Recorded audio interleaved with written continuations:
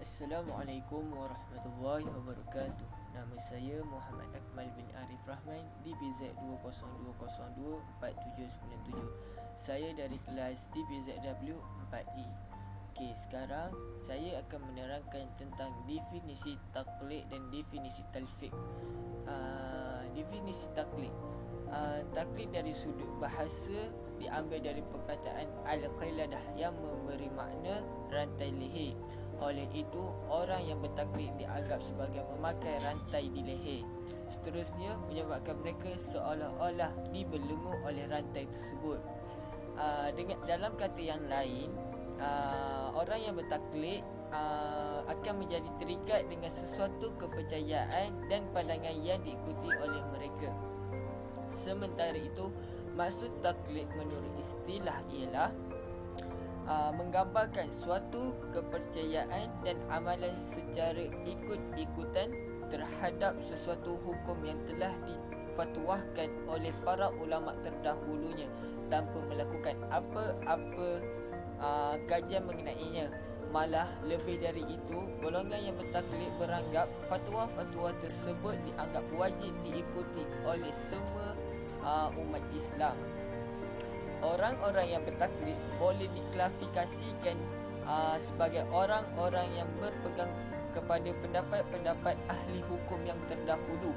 Dalam ayat lain, bermaksud percaya, berpegang dan mengamalkan tanpa hujah terhadap kesahihan terhadap pendapat-pendapat mereka, tanpa membantah atau mencuba mencari kebenaran dan kesahihan kata-kata ahli hukum tersebut.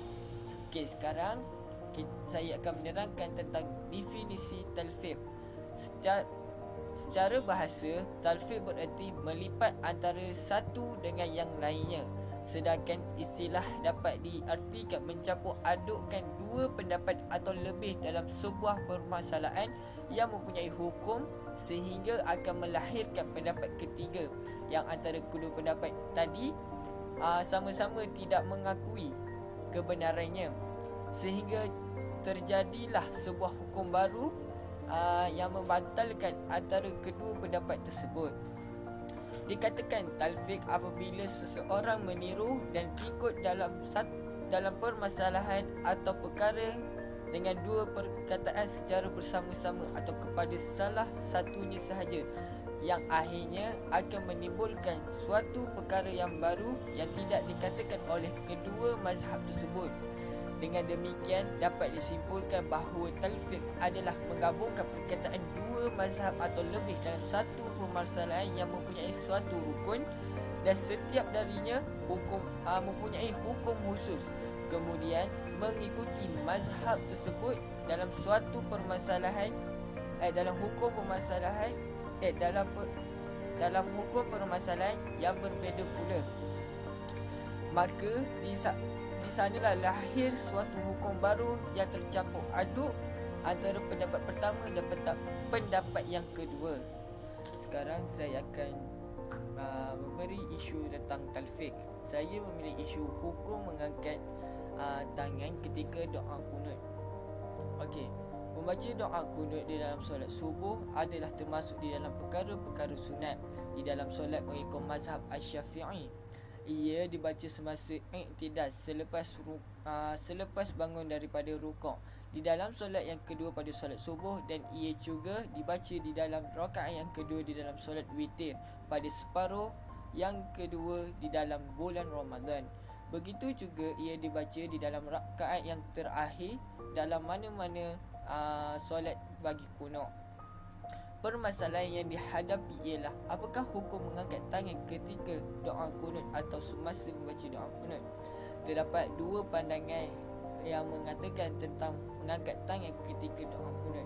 Pandangan yang pertama ialah tidak disunatkan, dan ini merupakan pilihan Al-Kafal Al-Baghdawi Imam Al-Shirazi dengan berdalilkan bahawa berdoa di dalam solat tidak perlu diangkat tangan, seperti mana juga berdoa di dalam sujud dan tasyahud. Okey, pandangan yang kedua pula disunatkan mengangkat tangan, dan ini adalah pandangan yang sahih Di sisi asbab bermazhabkan Asy-Syafi'i dan juga sahih dalam dalilnya. Imam Al-Baihaqi berhujah dengan apa yang diriwayatkan di dalam sanad yang sahih atau hasan daripada Anas bin Malik radhiyallahu anhu pada kisah qura ahli Quran yang telah dibunuh. Maksudnya, aku telah melihat Rasulullah sallallahu alaihi wasallam setiap kali melakukan solat subuh, baginda sallallahu alaihi wasallam akan mengangkat tangan dan berdoa ke atas mereka, iaitu orang yang telah membunuh para sahabat yang menghafal Al-Quran. Hadis riwayat Baihaqi. Okey, kesimpulannya, jika kita mengikut pada mazhab Syafi'i, maka hukum mengangkat tangan semasa doa kunut ialah sunat. Di sini kerana Rasulullah dan para sahabat melakukan perkara yang sama. Jika mengikut Al-Kaffal Al-Baghdawi dan Imam Al-Shirazi, maka hukumnya adalah tidak sunat untuk melakukan perkara tersebut. Tapi kita perlu ingat, jika kita ingin mengikut pada satu mazhab seperti kita ikut mazhab Syafi'i, maka kita disunatkan untuk mengangkat tangan ketika doa. Jika kita ingin mengikut mazhab Imam Kafi, Imam Al-Baghdawi dan Imam Al-Shirazi, maka kita tidak disunatkan mengangkat tangan. Sekian, terima kasih. Bismillahirrahmanirrahim. Assalamualaikum warahmatullahi wabarakatuh. Nama saya Muhammad Samsul Aiman bin Samsullah Kamal, TPZ 2020-24880 TPZ 4A. Terima kasih kepada terangan daripada kawan saya akan menerangkan isu taklid, pengharaman arak dalam Islam. Baru-baru ini negara telah terkejut dengan penganjuran Better Beer Festival 2017 yang dirancangkan pada 6 dan 7 Oktober depan di Pabrika Kuala Lumpur. Ia telah menimbulkan pelbagai pandangan dan ulasan daripada pihak yang menyokong dan membantah. Dewan Bandaraya Kuala Lumpur pula mengambil langkah dengan mengharamkan penganjuran pesta arak tersebut. Kami melihat isu ini perlu diberi perhatian yang serius oleh pihak yang berwajib. Oleh itu, kami nyatakan dalam bayan lindas kali ini satu penjelasan berhubung arak di sisi Islam dengan tajuk hindari bahaya arak. Kami juga mengambil maklum bahawa minum arak bukanlah budaya yang baik dan sihat. Kedudukan arak dalam syariat Islam. Dalam Fi Al-Mahajir, para penulis menjelaskan kedudukan arak dalam Islam. Haram meminum minuman yang memabukkan, sama ada arak iaitu yang dibuat daripada perahan anggur atau bukan arak iaitu yang dibuat daripada benda lain. Berdasarkan firman Allah Subhanahu wa taala, wahai orang-orang yang beriman, bahawanya sesungguhnya arak dan judi dan pemujaan berhala dan mengundi nasib dengan batang-batang anak panah adalah semuanya kotor ataupun keji dari perbuatan syaitan. Oleh itu hendaklah kamu menjauhi supaya kamu berjaya. Surah Al-Maidah. Arahan ini menjelaskan kita menjauhi arak kerana arak adalah benda yang haram untuk diminum. Oleh demikian itu, kita janganlah melibatkan diri dengan arak, termasuklah seperti melayani seorang minum arak, membeli minuman arak, meminum arak ataupun menjualnya. Setiap perkara yang memabukkan adalah haram. Ayat Al-Quran terdahulu bukan hanya mengharamkan arak yang dibuat daripada anggur saja, tetapi pengharaman tersebut termasuklah semua benda yang memabukkan. Ini berdasarkan hadis daripada Nabi SAW. Semua yang memabukkan adalah haram. Riwayat Bukhari dan Muslim. Hadis ini menjelaskan masuk arak iaitu semua perkara yang memabukkan adalah haram. Menurut ijma' ulama, pengharaman arak adalah kerana ia memabukkan. Oleh itu, pengharaman tersebut mestilah sama atas semua minuman yang memabukkan walau apa jua asalnya. Pengertian mabuk. Maksud mabuk ialah pemikiran yang terlalu kacau yang menghalang fungsi akal kerana ia tidak dapat mengawal dengan bijak dan sepatutnya. Maksud memabukkan pula ia sesuatu yang diminum hingga sama kadar yang diminum itu sampai had yang memabukkan atau tidak. Oleh itu haram mengambil sesuatu yang pasti memabukkan peminumannya. Ini berdasarkan hadis daripada Jabirah. Apabila benda yang banyak memabukkan, maka yang sedikit pun adalah haram. Riwayat Abu Daud, Al-Tirmizi dan Ibnu Majah. Hikmah pengharaman minuman yang memabukkan. Allah Subhanahu wa taala menggunakan nikmat yang berbagai-bagai kepada manusia dan yang paling utama ialah nikmat akal yang membezakan manusia berbanding dengan makhluk yang lain. Kestabilan hidup manusia sama ada kadar sebagai individu atau sebagai anggota masyarakat bergantung kepada kesempurnaan dan kekuatan akal. Oleh itu, semua minuman yang memabukkan akan merosakkan akal dan menyebabkan manusia kehilangan banyak faedah. Hal ini mengakibatkan jiwa mereka menjadi lemah, dikuasai oleh hawa nafsu, timbul rasa membenci dan sebagainya. Lebih dahsyat lagi, kesan minuman arak akan menyebabkan menghalang manusia mengingati Allah. Hal ini berdasarkan hadis daripada Rasulullah SAW. Hendaklah kamu menjauhi arak, sesungguhnya arak kunci segala kejahatan. Riwayat Al-Hakim. Kenyataan Mufti Wilayah Persetubuhan. Dalam isu ini hendaklah dilihat antara dua kondisi ini. Pertama, jika agama-agama selain daripada Islam mengizinkan, maka ia termasuklah daripada kebebasan agama dan kami tidak ada masalah dengannya. Kedua, mengadakan pesta arak secara terbuka dengan tidak ada kewajarnya dari sudut pendirian yang matang kerana mempromosikan arak adalah benda yang tidak berfaedah. Kami mengambil kesempatan ini untuk menasihat seluruh rakyat Malaysia untuk menghindari diri daripada hanyut dengan arak.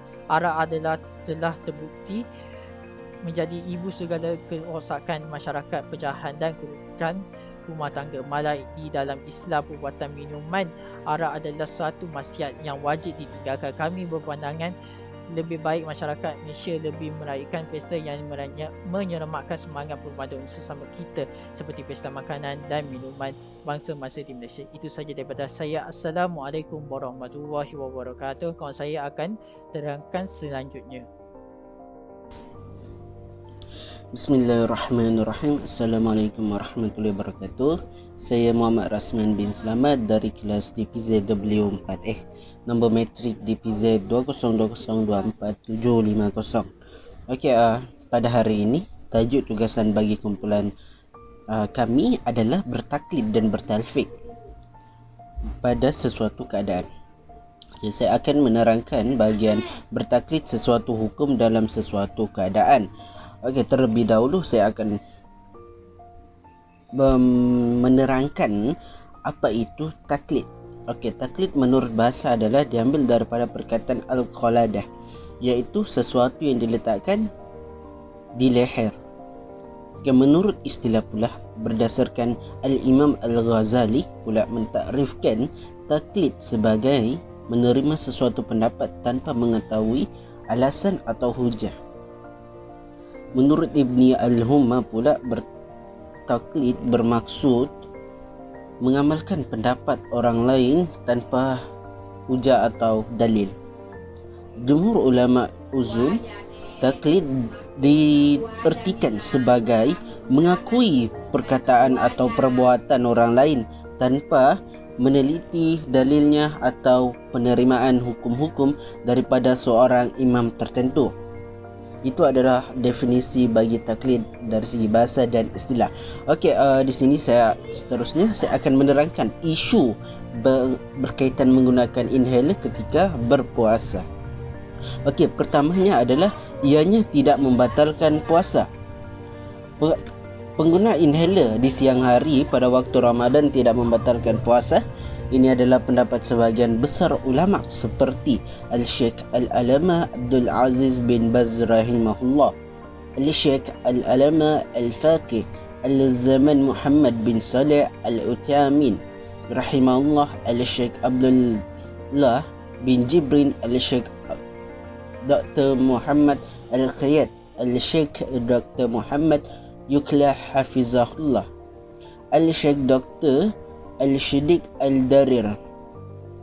Ianya juga adalah jawapan yang telah diputuskan oleh badan-badan yang berautoriti seperti Majma' Fiqh Islamic, Fatwa Lajnah Daimah, Islamic Organization for Medical Science, IOMS.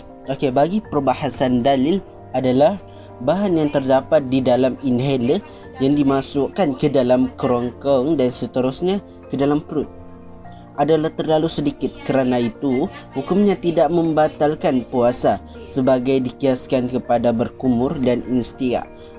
Istiak ni bermaksud memasukkan air ke dalam hidung ketika berhudu. Okey, bagi penjelasan perkara berkaitan inhaler, iaitu satu alat inhaler mengandungi 10 mm cecair yang mengandungi bahan ubat-ubatan. Kuantiti ini cukup untuk digunakan sebanyak 200 kali semburan. Setiap kali semburan ianya mengeluarkan jumlah yang sangat sedikit, iaitu tidak sampai 1 mm, yang mana ianya juga tidak sampai setitis. Satu titis ini terbagi kepada beberapa bahagian, dan bahagian yang paling besar memasuki adalah bahagian pernafasan. Satu bahagian memasuki kerongkong, manakala bakinya jatuh ke dalam perut. Kuantiti yang jatuh ke dalam perut ini dimaafkan sebagai kias kepada air yang terletak pada tekak hasil berkumur dan istiak. Malah sisa air yang terlekat pada bahagian tekak lebih banyak daripada kuantiti dengan bahan-bahan tertentu seperti mineral dan vitamin. Ianya boleh dilihat di bawah sinaran X. Sudah tentu bahan tersebut dapat ditemui tidak beberapa lama lagi di dalam perut, yang sekaligus membuktikan kewujudan bahan tersebut di dalam perut, tetapi di dalam kuantiti yang sedikit adalah dimaafkan. Kuantiti sisa dari berkumur dan istiak tersebut dari segi keyakinannya sudah tentu melebihi kuantiti semburan inhaler yang memasuki kerongkong jika diandaikan ia memasuki kerongkong. Bagi keduanya, iaitu ianya membatalkan puasa. Penggunaan inhaler membatalkan puasa, maka tidak boleh mengambilnya di siang hari pada waktu Ramadan, kecuali sekiranya sakit dan berhajat kepadanya. Oleh itu dia boleh berbuka dan menggantikannya pada waktu yang lain. Ianya adalah pendapat dari Al-Sheikh Dr. Fadil Hassan Abbas, Al-Sheikh Muhammad Al-Mukhtar Al-Sulami, Dr. Muhammad Al-Fa'i, Al-Sheikh Taqiyuddin Al-Uthmani dan Al-Sheikh Dr. Wahabba Al-Zuhaili. Bagi pembahasan dalil, iaitu bahan-bahan yang terdapat di dalam inhaler akan sampai ke dalam perut melalui mulut. Oleh itu ianya akan dianggap sebagai membatalkan puasa. Namun alasan ini boleh dijawab berdasarkan jawapan pertama yang sebentar tadi, iaitu tidak membatalkan puasa ketika menggunakan inhaler di bulan Ramadan. Kebanyakan sekarang ni lebih memfokuskan terhadap mazhab pendapat pertama, bahawa tidak membatalkan puasa menggunakan inhaler di waktu Ramadan. Itu saja daripada saya. Sekian dan terima kasih. Assalamualaikum dan salam sejahtera kepada semua.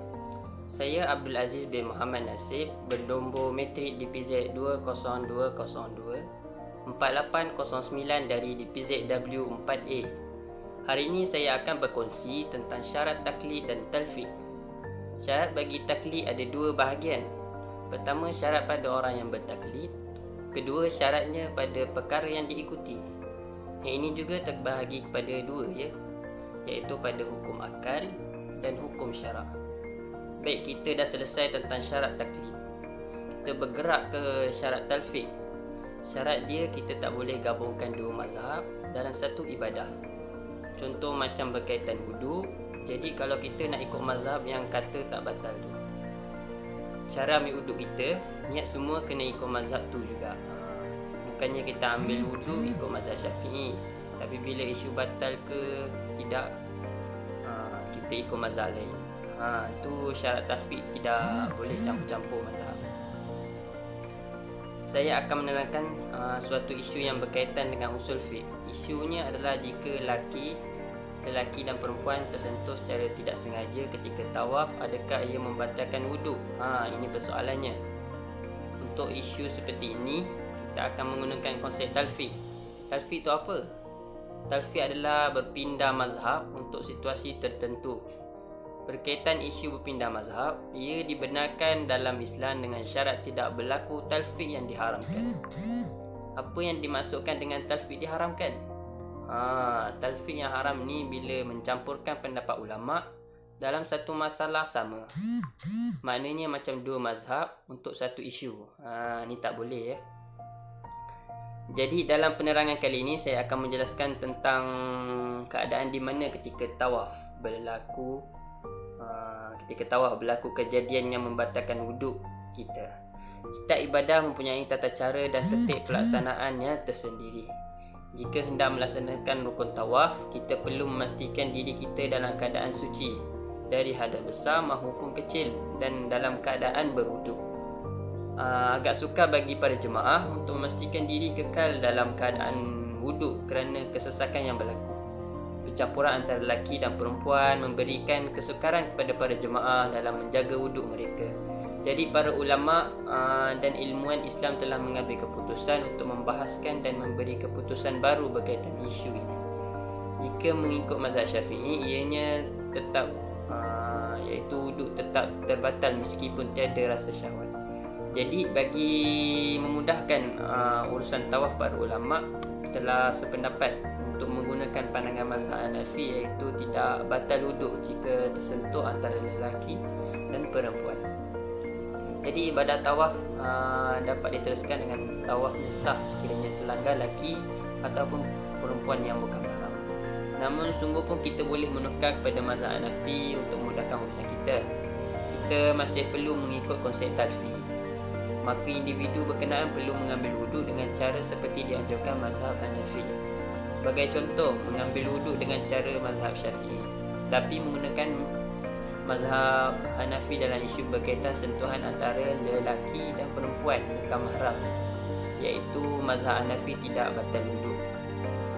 Ini tidak bertetapan dengan konsep talfi ya. Yang bertetapan itu adalah bila cara mengambil wuduk dan berkaitan isu batal atau tidak tawaf kedua-duanya menggunakan mazhab Hanafi. Sekian dari saya. Terima kasih. Bismillahirrahmanirrahim. Assalamualaikum warahmatullahi wabarakatuh. Nama saya Muhammad Amirul bin Mat Rahim daripada kelas DPZ24A. Jadi pada hari ini saya akan menerangkan tentang isu taklid dan talfiq. Jadi saya akan menerangkan tentang isu taklid dan isu talfiq akan diterangkan oleh kawan saya. Jadi seperti mana yang telah disebutkan oleh rakan saya sebentar tadi, makna dasar yang kita boleh simpulkan daripada taklid itu ialah mengikuti pandangan mazhab lain kerana adanya sesuatu darurat, yang di mana kerana darurat itu memaksa seseorang itu untuk memakai pendapat mazhab lain di dalam sesuatu ibadah. Jadi pada hari ini saya akan membawa ataupun menceritakan tentang satu isu atau permaslahatan yang berkait rapat dengan taklid.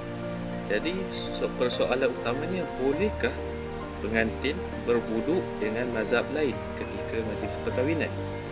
Jadi back to basic, seperti kita semua sedia maklum bahawa di antara penyebab pembatal wuduk seseorang itu ialah apabila seseorang itu bersentuh sesama lelaki ataupun perempuan yang bukan muhrim.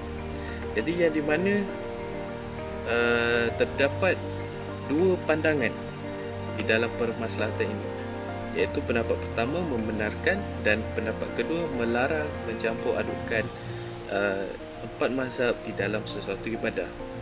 Jadi mana kalau kita lihat, mungkin pengantin yang ingin bertanya soalan ini, dianya seorang yang menjaga wuduk, seseorang yang suka menjaga wuduk, jadi dia melontarkan pertanyaan ini, adakah dibolehkan atau tidak. Jadi ulama yang tidak membenarkan hujah ataupun ulama yang tidak membenarkan rata-rata di antara mereka itu hujah mereka adalah sama, iaitu terdapat satu istilah yang sering digunakan oleh mereka yang gemar mencampur adukkan pandangan mazhab di dalam ibadah, yang di mana pada akhirnya ibadah itu menjadi mudah, yang di mana istilah ini terkenal dengan nama tatabu al-rukhas. Apa itu tatabu al-rukhas? Tatabu al-rukhas ini membawa maksud seseorang yang mengambil pandangan mana-mana mazhab untuk memudahkan sesuatu ibadat tersebut. Seperti contoh, seseorang itu ketika dalam solat subuh dia ni malas nak kunut, jadi dia mengambil pendapat mazhab lain yang tidak mewajibkan kunut dalam solat, tapi daripada A sampai Z ia menggunakan mazhab Syafi'i dan ia mencampur adukkan lebih daripada satu mazhab di dalam ibadat itu, jadi itu dinamakan sebagai tatabu al-rukhas. Jadi ianya juga boleh diistilahkan sebagai mengambil jalan ataupun pendapat yang mudah di dalam satu-satu permasalahan fiqh, khususnya tanpa melalui proses pertarjihan yang syar'i serta mengikut hawa nafsu. Bahkan ada setengah ulama ilmuwan di dalam ahli di dalam bidang usul fiqh itu mengeluarkan ijma' bahawa perkara ini iaitu tatabu al-rukhas ini dilarang. Oleh sebab itulah mengapa para ulama melarang tatabu al-rukhas adalah kerana apa? Kerana individu yang menggunakan istilah ini di dalam beribadah itu, dia itu terlampau mengikut hawa nafsunya, dia itu terlampau mempermainkan agamanya, dan ia itu terlampau menjadikan mazhab-mazhab sebagai hamba kepada kepentingannya. Kenapa? Kerana dia mencampur adukkan mazhab ini, dia mengambil pandangan mazhab yang mudah untuk memudahkan ibadahnya. Jadi kerana itulah para ulama ini beranggapan bahawa orang yang melakukan tatabu ar-rukhas ini seperti mempermainkan sesuatu ibadah. Jadi setelah ulama yang membenarkan pencampuran mazhab di dalam ibadat itu terdiri dengan beberapa syarat, dan di mana syaratnya itu seorang yang ingin mencampurkan mazhab itu mestilah dia tahu, dia alert dan mengetahui secara menyeluruh tentang mazhab yang hendak diambilnya itu. Jadi sebagai contoh, jikalau si fulan ini ingin menggunakan mazhab Hanafi dan ia perlulah tahu daripada A sampai Z law ataupun undang-undang di dalam mazhab Hanafi tersebut. Kalau ia tidak tahu, maka ia tidak boleh menggunakan mazhab itu. Jadi orang itu mestilah mengetahui secara menyeluruh tentang amalan yang hendak diambilnya itu dari segi rukun, syarat sah dan batalnya secara detail. Jadi bagi mengelak melakukannya talfiq ataupun percampuran di atas mazhab yang dilarang.